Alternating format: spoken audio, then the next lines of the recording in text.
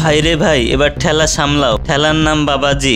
সাবেক প্রধানমন্ত্রী শেখ হাসিনাকে দেশে ফেরাতে ঢাকা সহ দেশের বিভিন্ন জেলা উপজেলায় বিক্ষোভ মিছিল করছে আওয়ামী লীগ নেতাকর্মীরা। এছাড়াও সমন্বয়ক সার্জিস আলমের গাড়ি ভেঙে চুরমার করে দিয়েছে সাধারণ জনগণ। বিস্তারিত জানতে ক্লিক করে সাথেই থাকুন। বৈষম্য বিরোধী ছাত্র আন্দোলনের মাধ্যমে প্রধানমন্ত্রী শেখ হাসিনাকে দেশ ছাড়তে বাধ্য করেছে ছাত্র জনতা।